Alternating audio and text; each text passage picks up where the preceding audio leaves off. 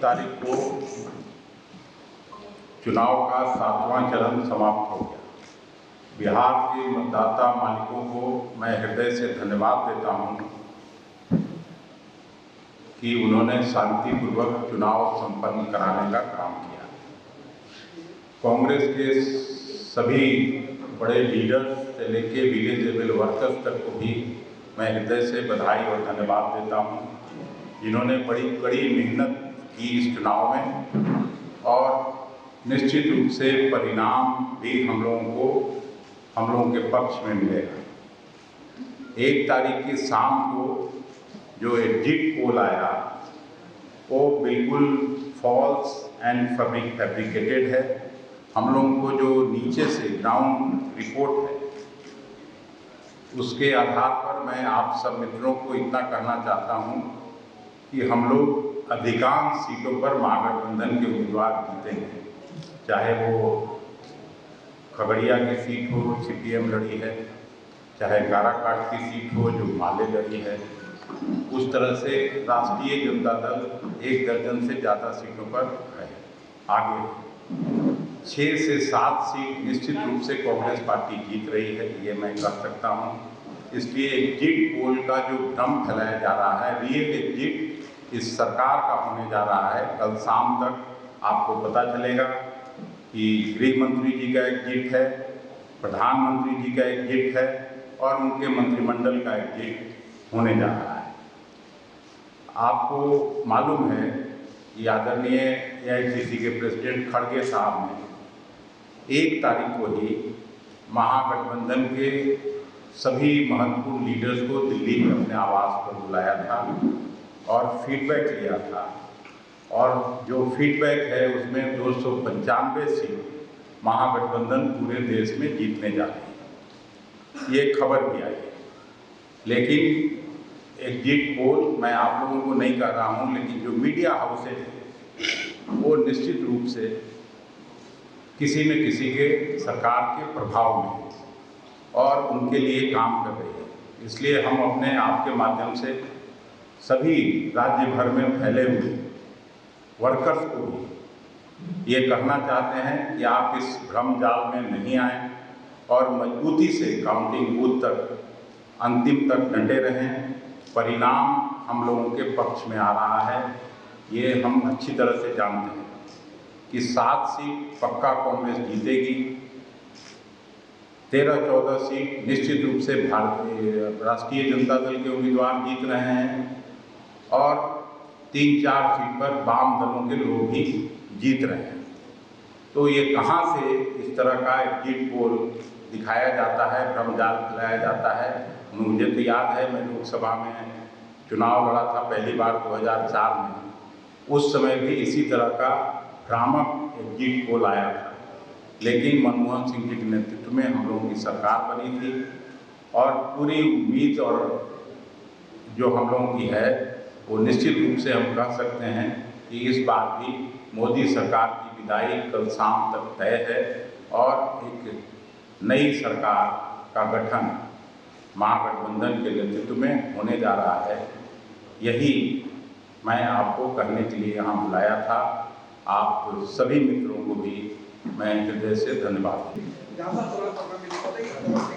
Counting हो रही थी, लेकिन जिन इलाकों में आपके उम्मीदवार आगे उनके उम्मीदवार पीछे चल रहे थे, बीजेपी या उम्मीदवार, वहाँ पे काउंटिंग की रफ्तार धीमी हो गई और देर शाम तक उसका परिणाम आया। नहीं, हम लोग इस बार हर जगह एक लॉयर भी नियुक्त किए हैं, एक वकील जो जानकार हैं उनको भी रखा है, और इलेक्शन कमीशन से कल भी वहाँ कांग्रेस का प्रतिनिधिमंडल मिला था। आज यहाँ भी महागठबंधन के लोग 11 बजे उनका हम लोगों का एक प्रतिनिधिमंडल मिला है और हम लोगों ने अपनी बातों को कह दिया। कल ही जैसे छपरा में ARO और RO के टेबल पर उन लोगों ने मना किया था, फिर हम लोगों ने दिखाया सिब्बल साहब का जो ट्वीट था, उस आधार पर फिर 1 घंटे के अंदर उन लोगों को अलाउ करना पड़ा। तो इसलिए किसी भी तरह का ये नहीं हो सकता है। हम लोग भी प्रशासन के लोगों को साफ तौर पर कहना चाहते हैं कि एग्जिट पोल जो आया है उसके भ्रमजाल में नहीं पड़ें। ये सरकार निश्चित रूप से जा रही है 2-4 घंटे होते होते कल 10-11 बजे तक सब कुछ क्लियर हो गया। ईवीएम का नाम सामने आएगा, कई बार विपक्ष सवाल करेंगे। नहीं, ये भी समय के पहले का सवाल, जी। इसका निश्चित उत्तर निश्चित समय पर दिया जाए। आप कह रहे हैं कि कांग्रेस 6-7 जीत गई है, तो 2 सीट कौन रहा? आप कह रहे हैं कि 6-7 नहीं, हम हार रहे हैं सो नहीं कर सकते। क्लियर कट जो फीडबैक है, अभी जैसे पटना के बारे में लोग ले रहे हैं, राय ले रहे हैं अभी तक, क्योंकि चुनाव तुरंत हुआ है, सभी बूथ का नहीं आया है, लेकिन पटना में कई कांटे की टक्कर है, तो और मुजफ्फरपुर में कांटे की टक्कर है, तो वो इधर उधर हो सकता है 10-20 हज़ार से, इसलिए मैं ये नहीं कर रहा हूँ, लेकिन बाकी 7 सीटों का साफ अंतर दिख रहा है। उस आधार पर मैं कह रहा हूँ, खड़गे साहब ने साफ कहा है कि जो एमपी चुन के आएंगे और गठबंधन के जो सभी बड़े नेता हैं, मिलजुल के प्रधानमंत्री तय कर लेंगे। चेहरे तो सामने होंगे सर, 2-3 तो कुछ चेहरे होंगे तो निश्चित समय पे ही निश्चित बात की जाती है, कल हो जाने दीजिए, फिर उसके बाद उस सवाल का उत्तर आपको मिल जाएगा। क्या ईवीएम पर भी सवाल? महाराजगंज तो 7 सीट में है ही, और महाराजगंज तो 2 सीट में भी है, गलतफहमी में नहीं रहा जाए, कल रिजल्ट आ जाएगा। उनको फुर्सत से सरकार का एजेंडा तय करने में अब उनको उस भार से मुक्त कर देगी जनता। अच्छा, ये दिल्ली इलेक्शन कमीशन की प्रेस कॉन्फ्रेंस हुई है, उसमें सवाल पूछा गया, उसमें विपक्षी पार्टियां आपने ये आरोप लगा रही है कि आपने सिर्फ विपक्ष के लोगों के पैसे पकड़े, गाड़ियां पकड़ी, इसको लेकर उन्होंने कहा है कि विपक्ष का एक फॉर्मेट हो गया, एक पैटर्न हो गया है आरोप लगाने का। इलेक्शन कमीशन पारदर्शी है और काउंटिंग में भी उनके एजेंट मौजूद रहेंगे, तो देखिए कि कैसे तो जब तक कोई सवाल नहीं हो तो मैं भी इलेक्शन कमीशन पर कोई सवाल नहीं खड़ा कर रहा हूँ। मैं तो अपने वर्कर्स को ये जो फॉल्स और फैब्रिकेटेड एग्जिट पोल आया है, मैं उस पर आपको बात करने के लिए बुलाया था, और अपने वर्कर्स को ताकि साइकोलॉजिकल एक ये क्रिएट किया जाए, उसमें नहीं आने के लिए मैं आपसे आग्रह कर रहा हूँ कि सबको मैसेज जाए। वोटिंग परसेंटेज कुछ जगहों पे बहुत कम हुआ है बिहार में, कुछ सीटों पे बहुत वोटिंग परसेंटेज डाउन रहा। क्योंकि महंगाई और बेरोजगारी इतनी ज़्यादा हो गई पिछले 10 साल में कि लोग निराश हैं सरकार से, इसलिए नहीं निकल रहे हैं लोग घर से। आपके पक्ष में या आपके?